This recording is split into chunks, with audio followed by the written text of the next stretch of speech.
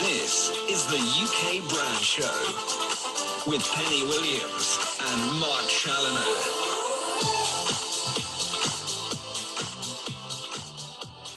Well, good morning, good afternoon, good evening, wherever you are in the world. Good day, Pen.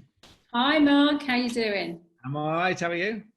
Yeah, I'm a bit zoomed out. I've had so many Zoom calls, and actually they're getting longer. One I'm doing this afternoon is 2.5 hours, and I think that's actually quite long. I don't know what your sustainability is, but I find after an hour, I'm sort of need to move around.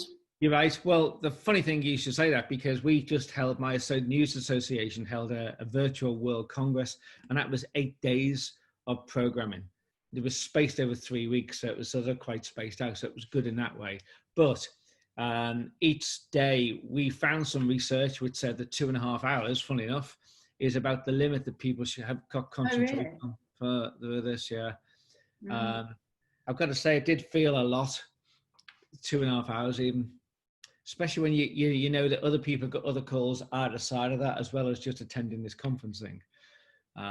But anyway, it is what it is, I guess, isn't it? There's no alternative at the moment. No, we're just adjusting to it, aren't we? And I think, I don't know, at the moment, I do feel sometimes calls are longer than, they're more time consuming almost than if you were meeting people physically. And I can't quite get my head around why that's the case, but it does feel that way, that people are trying to get more in within a day.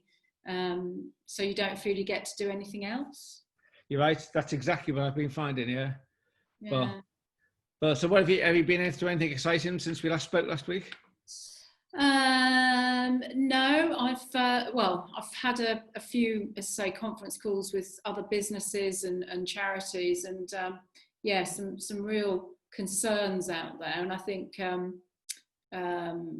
Starmer was on TV this morning saying that we are about to hit an economic downturn like we haven't seen for many, many years.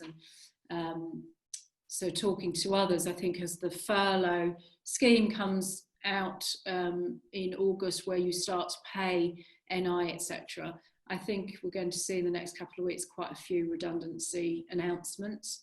Yeah. And it's a mixture, isn't it? I think there's a certain element of people re-looking at their business because they've had to operate in a different way. So they're starting to say, well, actually, we might not need those staff, but we might need more online staff, for example. So I think there's a lot of new opportunities and business changes, but alongside that, there is this sort of delayed reaction to what's happened.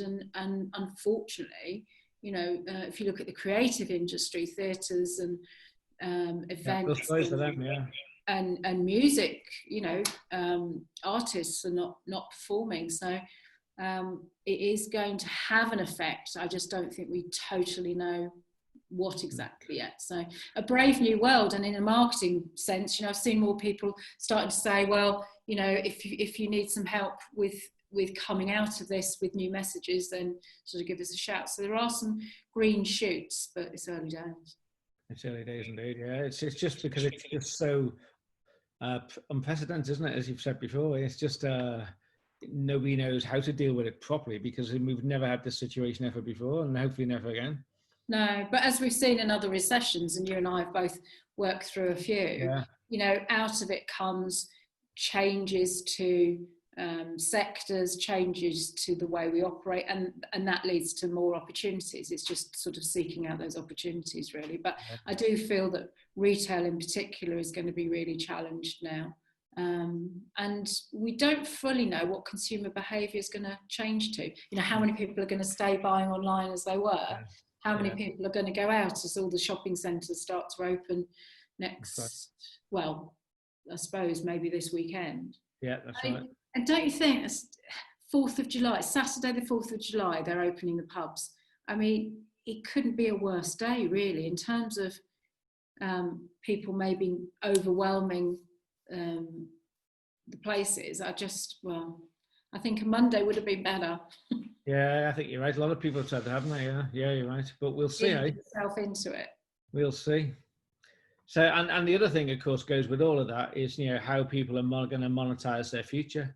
And Yes. one of the things is really challenges advertising, and is the advertising model broken, and can we imagine a world where there is no advertising as we know it today? Which is a nice link to what we're going to talk about today, actually, because we've got a great guest coming on who's been on our show when we were just very linear. We were just on radio, not on YouTube. But that's a guy called Dominic Young, and he's spent 20 years in media strategy and digital innovation, specialized in things like syndication and copyright and IP. And he's had senior roles at Rupert Murdoch's News International, News UK as it's called here, where he's formed his career throughout. So he was on last time talking about how how the internet was broken, and we'll pick up a bit on that as well with him, and what he's doing now, which is all about micropayments and trying to change the way we monetize our future. So great guy, great guest, and he's going to come on and talk about how we can imagine a world post-COVID where it's perhaps not as we know it in terms of the advertising side of the business. So it's important to most businesses listening today. But in the meantime, and just before Dominic comes on, I wanted to share something I attended last week, which was a whole thing about monetizing virtual events. So I'm going to just, if I can, and it shouldn't be a problem, I'm going to try and share my screen. Let me see if I can do that right now. Did you watch any of Glastonbury at the weekend? I did indeed. It was great. It just made me think about. I wanted to be there. Yeah, it's a different experience, isn't it? Yeah, it's a shame, isn't it? But we can't just get back again. Another thing which is fallen by the wayside this year. But anyway, what can you do? So let me go to this thing here, which is that. Can you see that? I can indeed. Okay, so it's all about monetizing virtual events, for example, webinars, or maybe it's even this show. But it was some experts talking about what their experiences are, and virtual event companies who are saying, if you're looking to try and monetize, everybody's got into this in some way. Most businesses now got into it in some way. How they can use it maybe as a new revenue stream going forward. And they are saying that virtual events are indeed the new normal, and they'll soon to be joined by hybrid events. And that could be something like where you have a presenter live like we are now, but on the screen behind me maybe various virtual elements of it.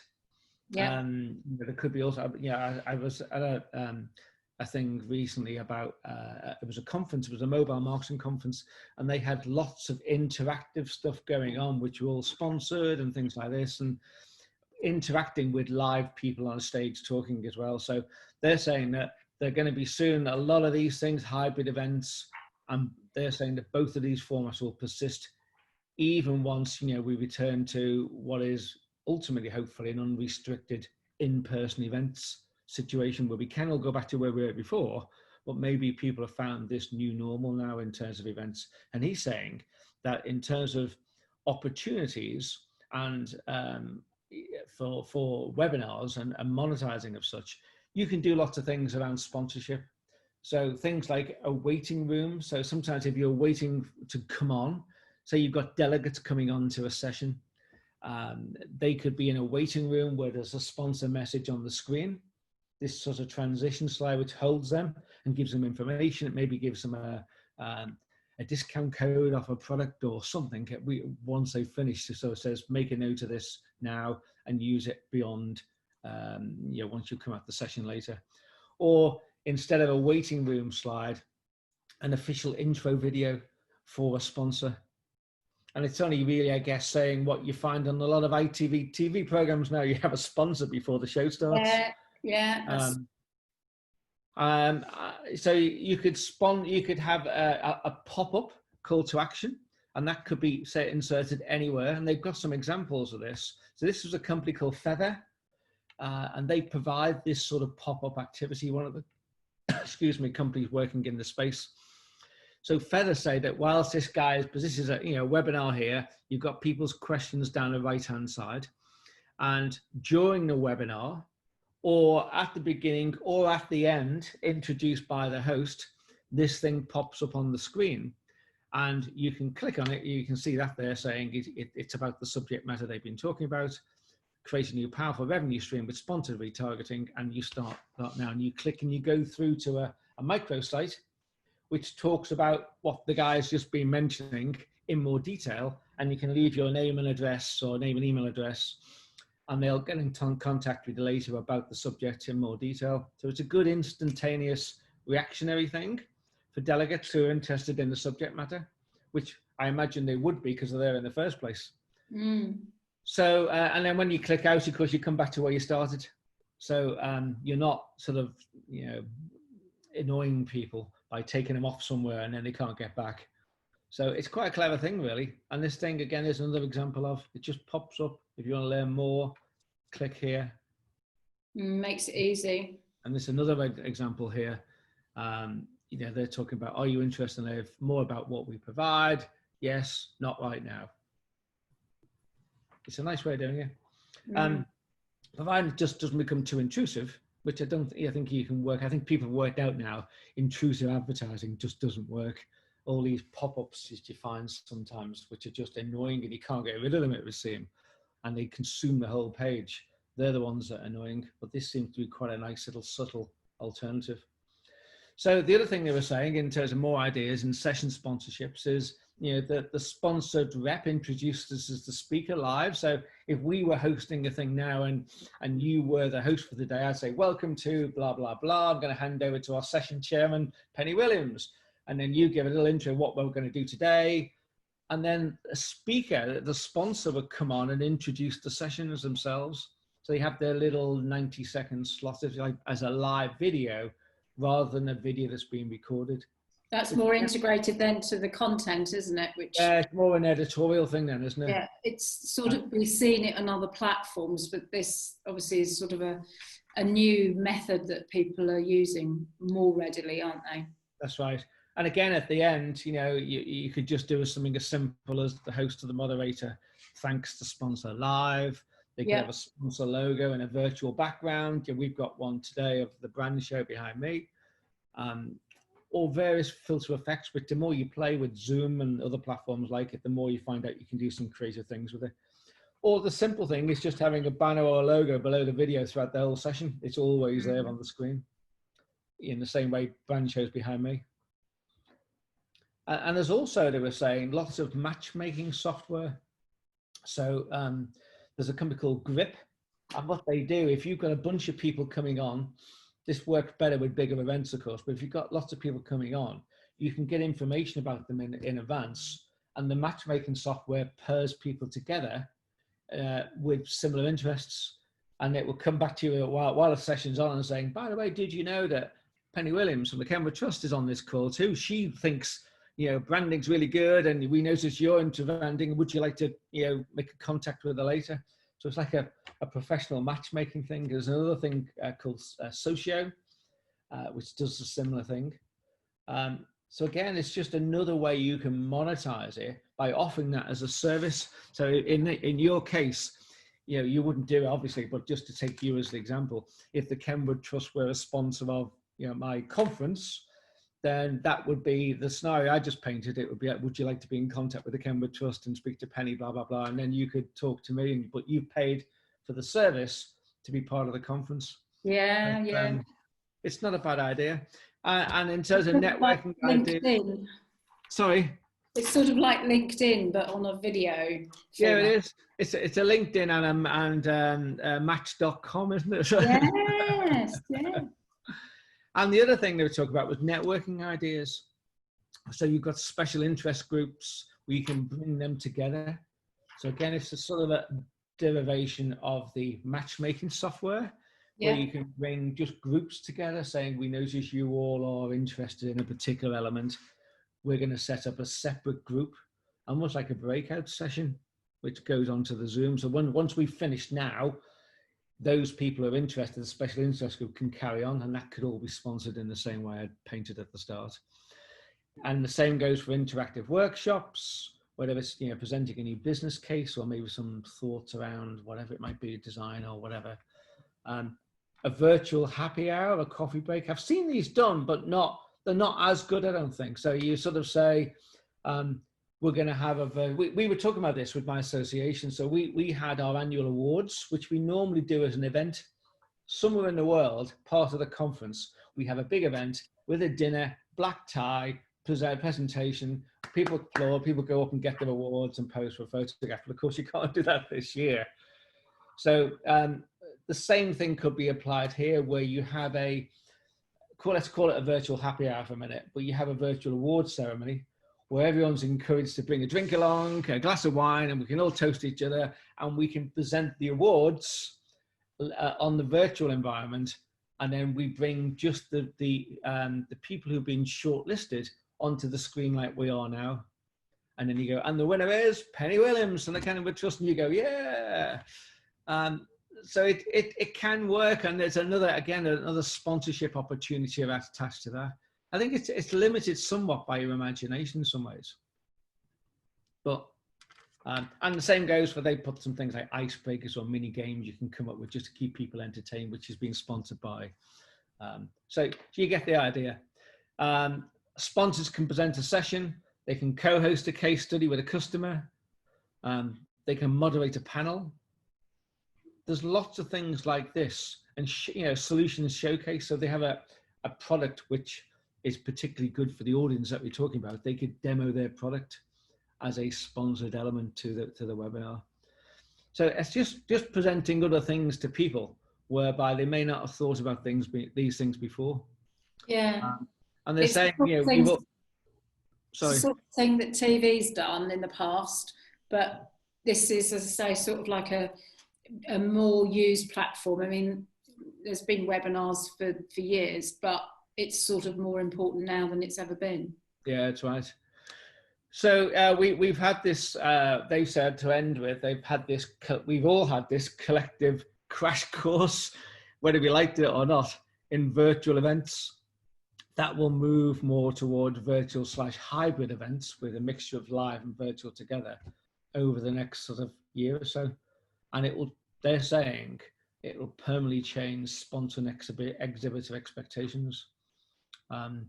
And there are lots of creative things. On another show, maybe in the next week or two, we'll talk about something else, which was a thing I attended on behalf of the Mobile Marketing Association, which is all about how we creatively design conferences in a different way than before, not just a webinar, how we can bring new sponsor opportunities, how we can create almost like a real conference in a virtual environment, mixing a bit of live content in as well. Do you think that would work? If you had 1,000 people, can you fit that onto a screen? I don't know. I guess so, yeah. I don't see why not. Yeah, why not? Why not? I don't see it's a problem.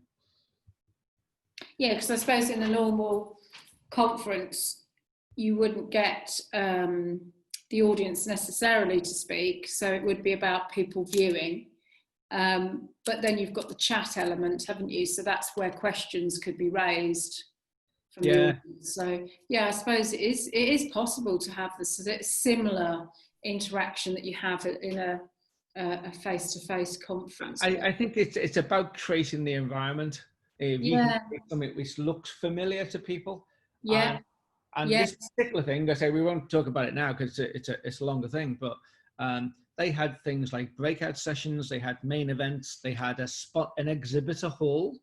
So normally in my association thing, we would have an exhibitor hall whereby you could go into a hall and meet exhibitors, and they could talk about what they're doing, etc., etc. In this particular thing, it was an interactive one whereby you clicked on, say, an exhibitor, particular exhibitor, which in a virtual hall, And there you would have a little video from that exhibitor who would talk about what they offer and what they could do. And then there's a special offer or a discount for you to take advantage. And there's a live chat facility. Can I help you? Can I learn any more about our product, etc.? So it's about creating the right environment.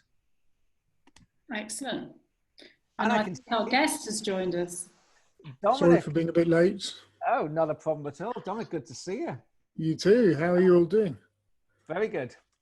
And welcome back to the show. Thank you very much. Nice to see you kind of in person again. It's been different. We've only just started this, so you're very honoured to be one of our first guests. And we're very honoured to have you, of course, because we were last time. We had a really good response to the show when you came on last time. And you talked about, the internet being broken, et cetera, et cetera. And we're going to refer back to that later again, because I think things have moved on a bit since we last spoken. But certainly have. But thank you for joining us. How are you coping with the pandemic? Have you had any issues at home or no problems with the virus yourself or anything? No problems with the virus, no. Funnily enough, living in a flat in Dalston with 2 children and a dog, I'd have thought it'd be considered to be more stressful than it's turned out to be, but everyone's adapted really well. And I've spent my entire life standing up. I decided I was going to stand up to work, and so I'm probably getting fitter as a result. And has it been are you coming out of it now, so to speak? Are you getting back out there, or are you still working from home?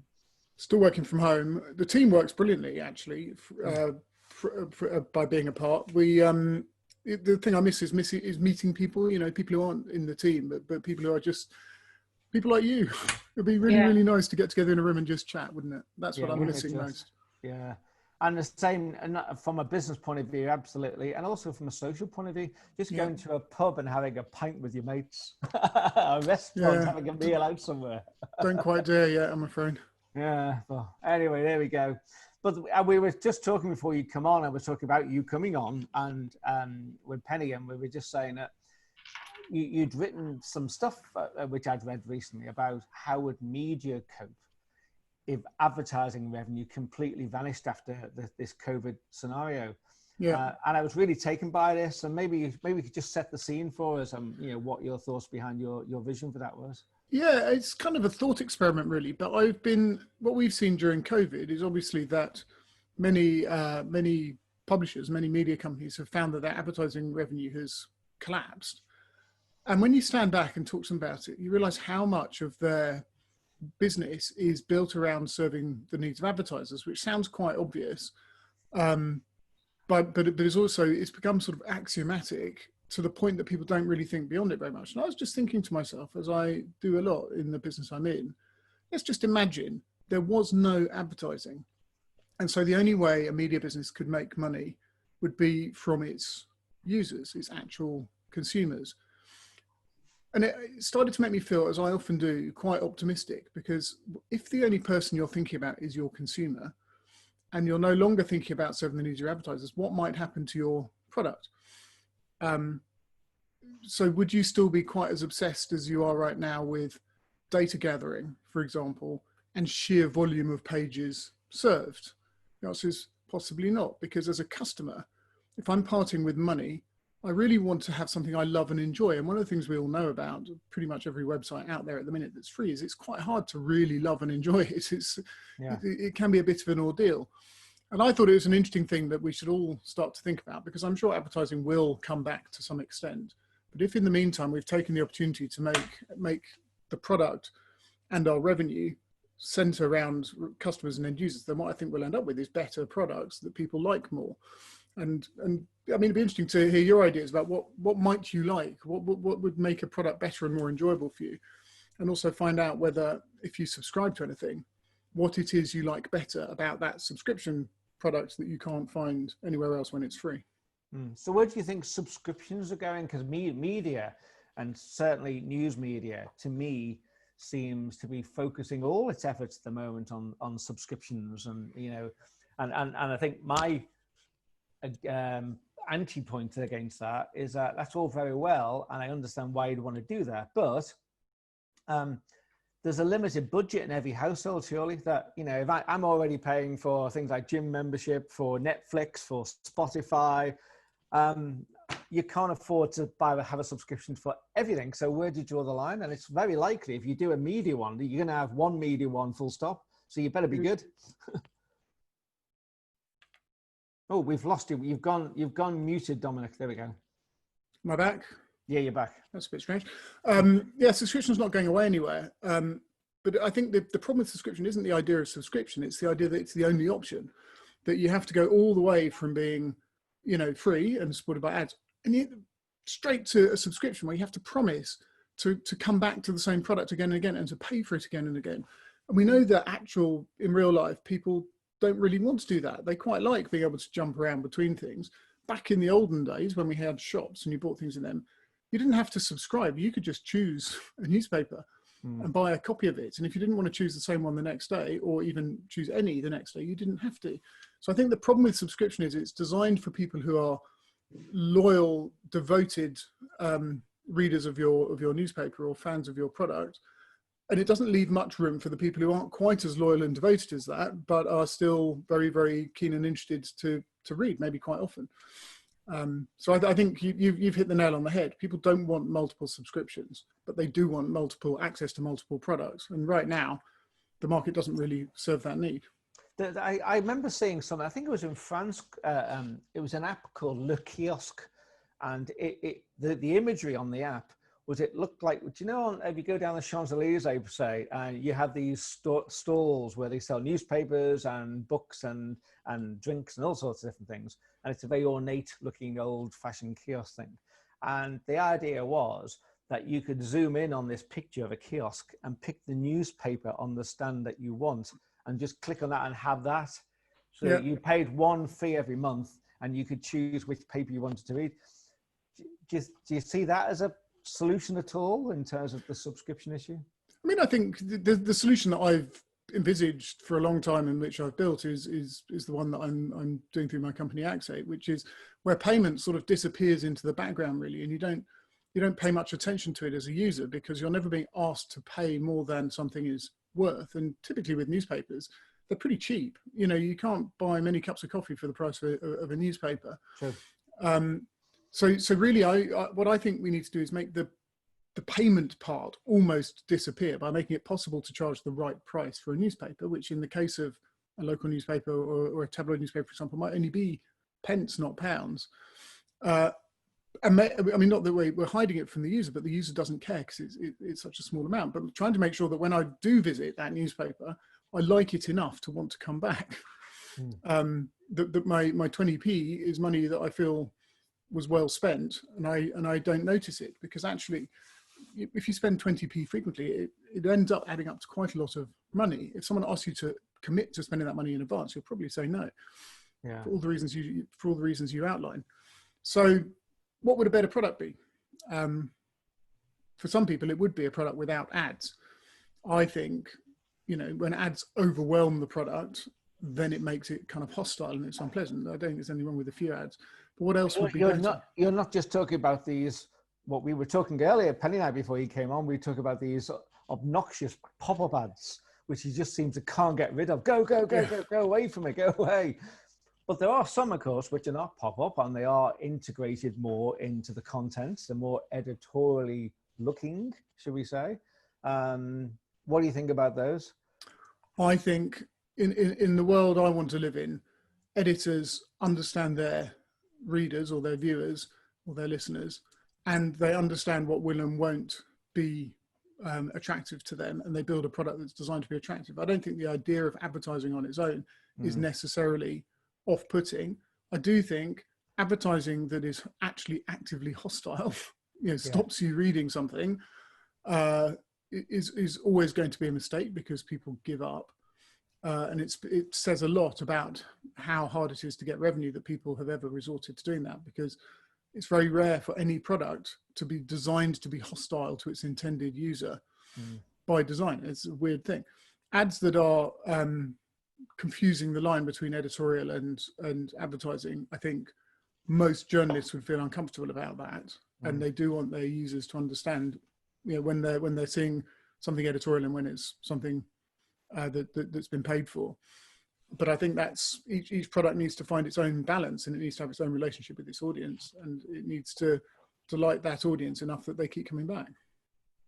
See, I'd be interested in your view on this, because I was really surprised recently to see that the Telegraph have sort of closed down the Sparks section. Sorry.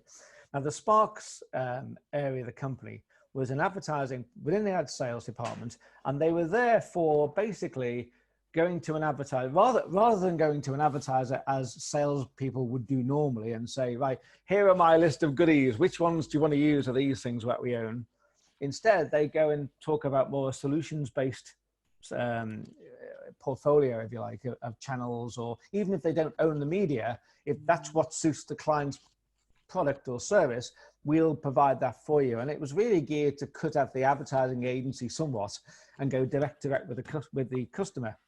However, they've closed that down. It seems to be that the reason why they've closed it is because they want to push journalism more, and the editor doesn't quite believe in this sort of what he might see as a false situation where branded content sort of misleads people somewhat. They don't know it's not editorial. And what do you think to that? Well, I've always been a bit skeptical about branded content or native advertising. People sometimes talk about, because I mean, from a strategic point of view, leave aside the editorial confusion. From a strategic point of view, the reason why brands do it is because it is very, very difficult to command sort of premium rates, or even to get to negotiate your rates. If you're just selling the same old ads as everybody else, you're basically selling user data, and against that, you're participating in various kind of ad networks. It's really hard, and it keeps going down. And so if what you're trying to do is command a premium, you have to offer something that can't be bought through those networks, and which takes advantage of your respective brand and your trust, and allows you to negotiate better deals and obviously to do more work in return. The reason I'm skeptical is, well, firstly, it can blur the line, and that can have an impact on your products and the trust and reputation which you're selling. So you've got to do that very carefully, and I'm sure Telegraph and everybody else who does do it extremely carefully. But also because in the end, the advertising market, and it is all advertising, it's still marketing budget, whether it's being spent on so-called branded content or just straight up ads, is structurally moving away from newspapers. And it's very, very hard for newspapers to command control over that and really control over terms. So it's not necessarily a terrible tactical move if you think it fits with your brand, but it's not going to solve the long-term problem confronting the media, which is however popular they might be, revenue and yield keep going backwards as long as you're depending on advertising. So far, everyone's turned to subscription to address that, where they feel their product is capable of sustaining a subscription model, which is not very many. But the gap in between is still wide open, and there's nothing there for most media brands in between free and subscription. And that's a major failing of the internet. It's certainly another way. I mean, Penny and I have spent years inside media companies ourselves, as well as yourself. And it's certainly another world today, Penn, than what we were used to, wasn't it? Yeah, well, we were saying earlier as well. I mean, do you think there's a drop in confidence at the moment for media? I think I read quite a lot over the weekend where there is this sort of comment that people are losing faith in the government, but also some of the media coverage, that they're not being told the truth.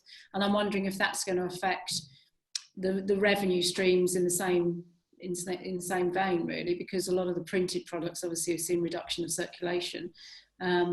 But online, we've been thrown a lot recently that does exaggerate certain situations.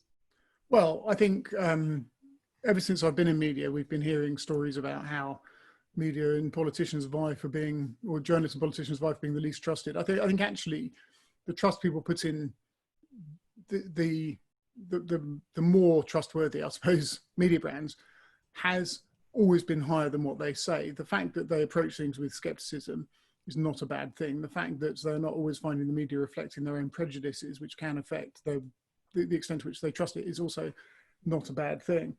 But I think that if you, back to the question about if the user was the only person you had, keeping their trust, never betraying it, would be critical to your commercial fortunes. So not loading up with stuff just designed to attract attention, but trying to sustain a relationship, would be quite different from what we know right now. I think if you look at the bigger subscription brands and you look at their products and you look at the way they produce them, the relationship they have with their consumers is much closer. The products are much more satisfying, and I think the trust is much higher. So I think when consumers collectively are the biggest commercial as well as sort of editorial focus of your business, your relationship with them is naturally going to have to deepen and become more trusted. Mm.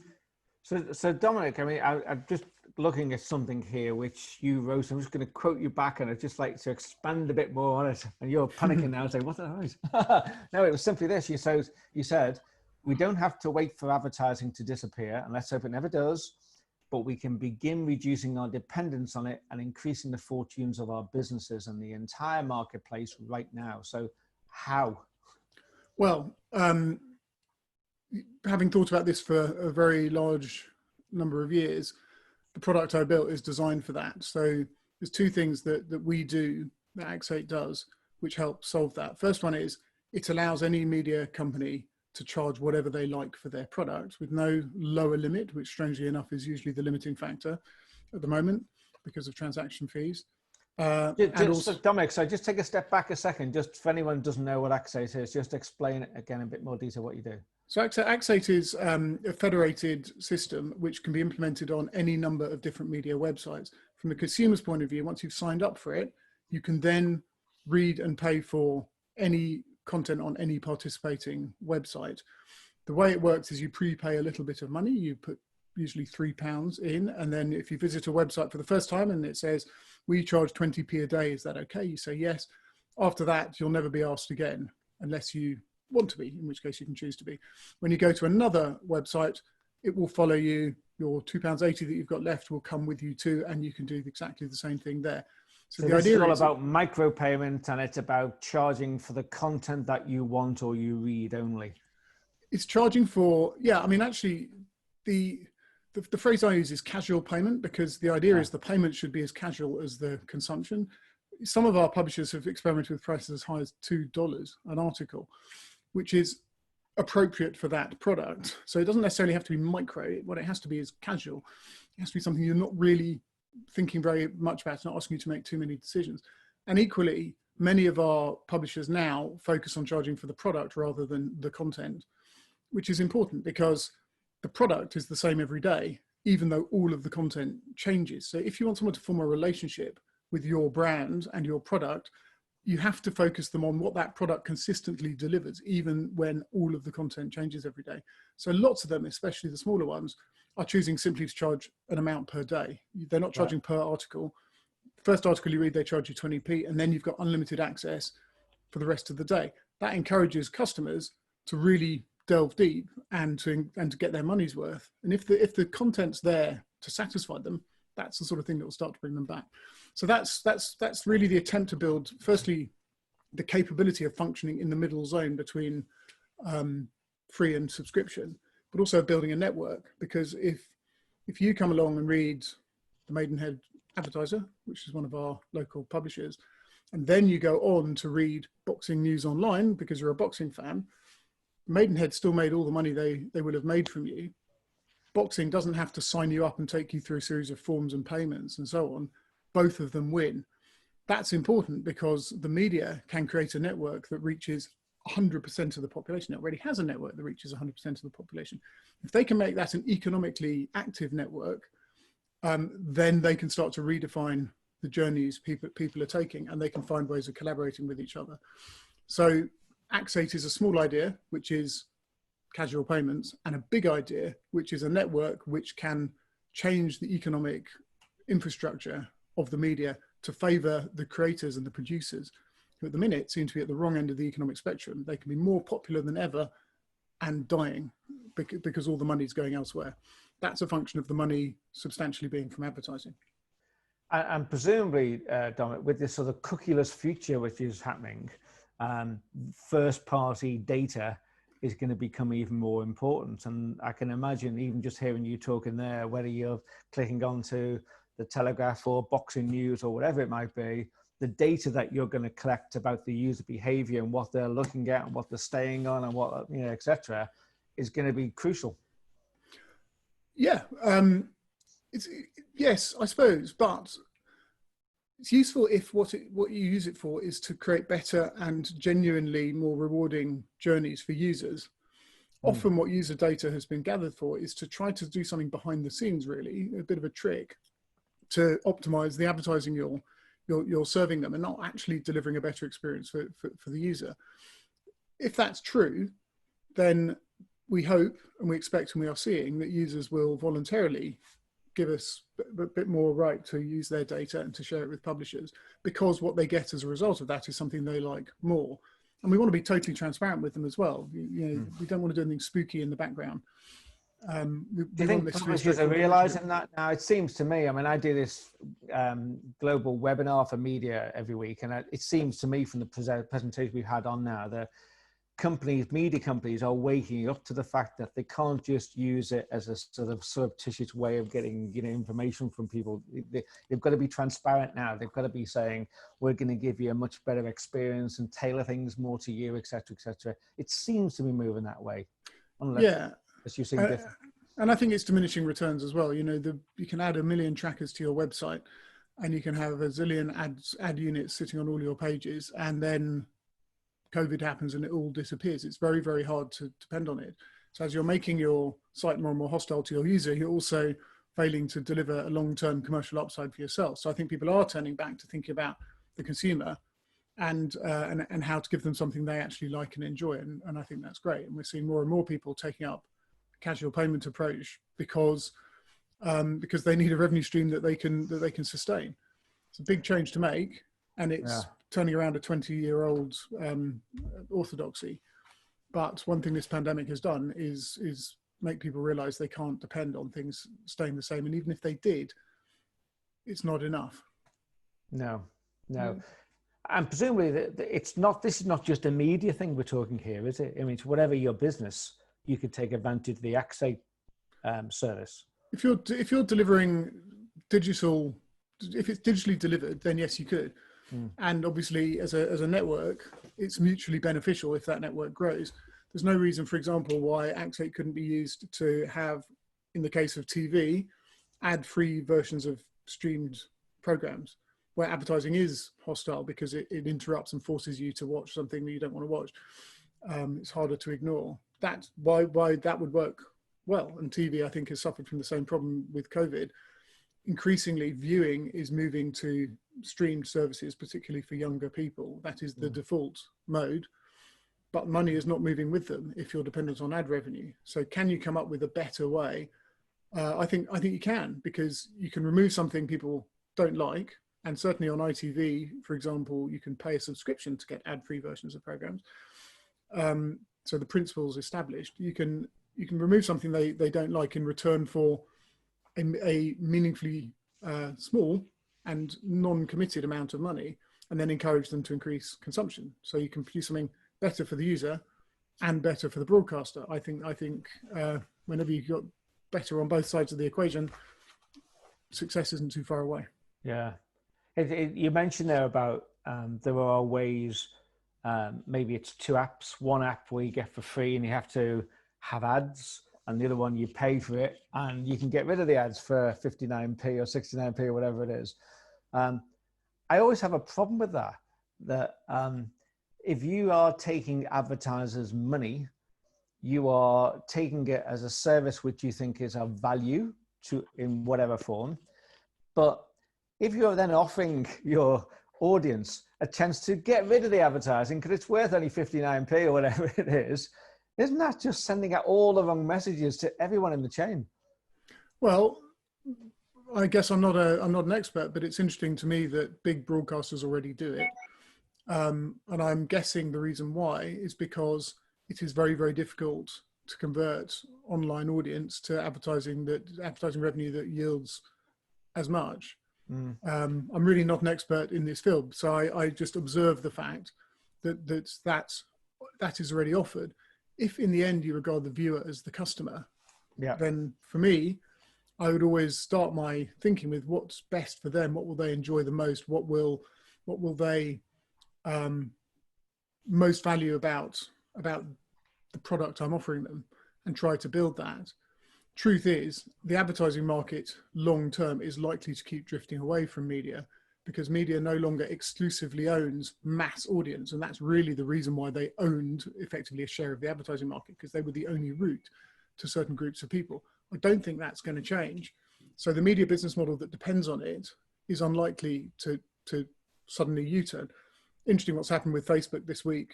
Big brands withdrawing spending from Facebook and some of them from Twitter. Maybe they'll start spending direct with media brands that are trusted, and that would be great.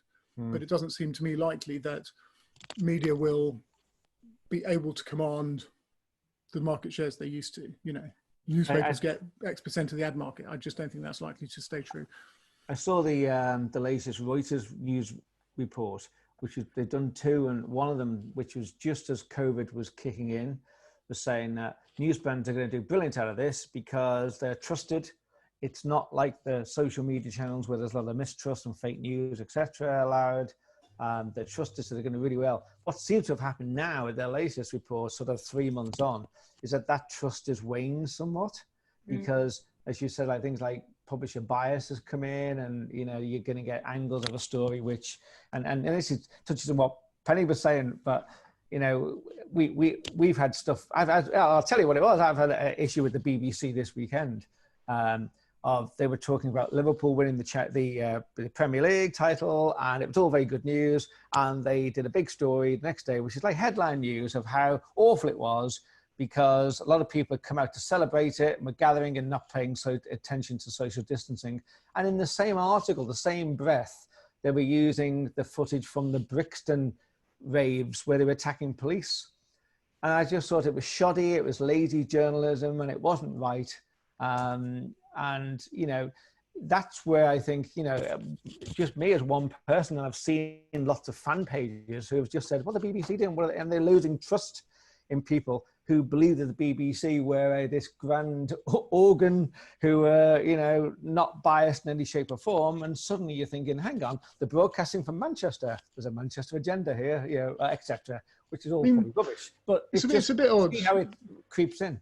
It's a bit odd when it's the BBC, because BBC doesn't struggle for funding. Its funding is not dependent on the performance of its audience or its advertising sales ability.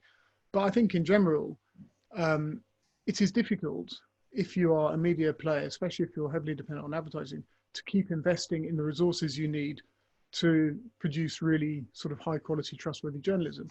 Back in the day, nothing got published in any newspaper without it being seen and checked by 3 or 4 people. Maybe not obsessive fact checking in the way that it sometimes happens elsewhere, but nothing just sort of went straight through. And typically the people doing the writing were quite experienced and were being supervised. It's very hard to invest in that level of oversight if there is no financial sort of prize at the other end of it. Investing in your product, when investment in your product just simply increases your losses, is a difficult thing to do. If it turns out that betraying the trust of your consumers is going to give a big financial hit to your bottom line, and conversely earning more trust and more users will put money on the top line, the investment case for really constantly focusing on your product and your consumer completely changes. It's very interesting to me that the big subscription publishers have anecdotally reported, but I've heard it from lots of people, big subscription kick because of COVID. People are turning towards those sort of high quality subscription products that previously they were a bit too expensive for them. But I hear it, you know, the Times, the Wall Street Journal, the New York Times, they've all had this huge uplift. And I suspect that's why. They are trusted, they are trustworthy, they are serious, they put real resources into things. And oh, Dominic, you've frozen. Just at the crucial moment, I think we're getting absolutely just getting to. He's frozen. It's interesting to hear the subscriptions have gone up for some of those brands. I hadn't heard that, but yeah. But what they did, a lot of the brands, the ones that Dominic mentioned, took down their paywall for all the things like the COVID stories editorial. Yeah. So they were allowed to, you know, can access that and hopefully like the brand. And then when they're offered, would you like to buy it for the first month for 99 cents or whatever? Yeah, why not? Do that. And it hooks you in then. So it was clever. Mm. But I think we've lost Dominic, sadly. But Doesn't anyway. look like we have. We were coming to the end anyway, so that's okay. But anyway, there we go. So the advertising, we don't have to rely on advertising as much, it would seem, in the future, if we can get our act together. Well, like we were saying earlier, you know, things are changing, consumers are changing, and the advertising model will have to go alongside that. I spoke to a local newspaper group last week, and he was saying that he didn't feel that the revenue for the advertising would come back to what it was. He was estimating that they'd only returned to about 70% of the revenue that they had before. And I think although they'd seen a massive increase on online readership, they can't maximise the revenue on that platform to balance off, as you know. I mean, press has been going through this for years, but I think this current situation has accelerated that again. So yeah, new ways to engage with consumers is going to be important going forwards. Yeah, I think you're right. I was hearing between 70 and 80% myself from this news media conference we had. That's where it'll probably come back to. And maybe, you know, Dominic's about to rejoin us here. Maybe you can just, there we are. You're back again. Hi, Dominic. No, so many technical problems today. Sorry, my computer just crashed.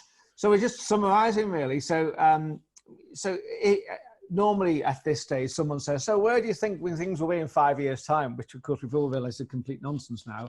But I'm going to attempt to say, where do you think the advertising market will be, say, in 12 months' time?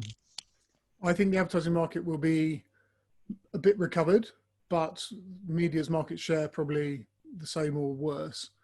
I think in terms of the media landscape, looking out 5 years, if you want me to have a go at that, I think at the moment, the most common prediction is that certainly in the news field, there will be a much smaller number of large subscription players who are kind of winner takes all big beasts. We'll still see New York Times and so on, but not many others. Or we will have started to build this network that allows anybody to launch a media brand and function at any level of the market. Because don't forget, launching a media brand on the internet, if you are securing where your revenue is going to come from, is an awful lot cheaper than it ever used to be. You don't have to invest in printing presses, distribution, large offices. So if you can take the sort of hugely efficient way of doing things on the internet and add to that an efficient way of making money, I think what we'll see, what I hope and what I'm trying to enable is a thriving, competitive, entrepreneurial space with many more products in it, fighting for customers' attention and money. And we as customers will be spoiled for choice. And we'll realize that paying for things actually makes us the most powerful people in the world. Well, good luck with your venture with Axate. Thank you. I think it's a great idea. Thank you. And I know you're getting a lot of traction with a lot of media brands already. So good luck with that, Dominic. Anyone else, please get in touch. Thank you for joining us. Thank you very much for having me again. Just before you go, if anybody wants to check you out, sort of thing, Axate, where do they go? Axate.com, AXATE.com. Simple enough. Thank you. We'll speak to you again soon. Thanks, Dominic, for your time. Thank you. Bye-bye. Bye. Bye. So there we go. So just to remind people as well that they can get in touch with us on Twitter at the UK Brand Show, and indeed on Facebook also. And we have our website, theukbrandshow.co.uk, for previous shows. And just to prompt something for next week, Pen, I'm going to just share a screen with you here, which is this thing here. So top 10 future foresights. Yeah, so I've followed for a number of years. I think I mentioned this on last week's show briefly. Yeah. There's a guy called Gert Leonard, and he is a futurist, and he's written this book called Technology versus Humanity, which is brilliant. It's all about how things change and how things move so quickly. You know, things like Moore's law. It doubles every year in terms of the acceleration of change. And he says in the next 30 years, we're going to see more change than we have seen in the past 300 years.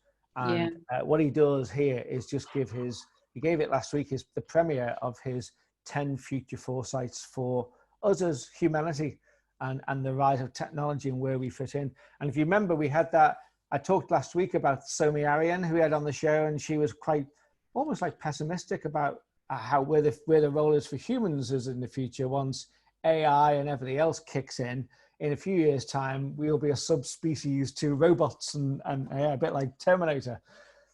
Goethe is a lot more positive than that. He sort of takes the view generally that the future's in our own hands, and we've got this unique situation post-COVID to change the rules and press the reset button and start again.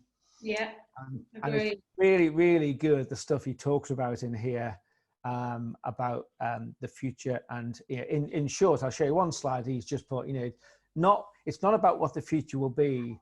It's about, how we can create things differently as we go. What is better? What observation can we make about what we've been through compared to what we think is going to happen? And what strong foresights, therefore, can we deliver? And he says there's no such thing as going back to normal, because he believes it could be between 2 and 5 years for the COVID after effects to kick in and go. So that's a long time to just sit around waiting. How can we control the future and how we can guide ourselves? And at next week's show, I'm going to share the deck from this of the 10 things that he brought out. And it's fascinating for any business, big or small. Excellent. Can't wait. So that's it. So we will see everyone again soon next week, and have a good week till then. And you. And we'll see you soon, Pen. Bye for now. Take care. Bye. Bye.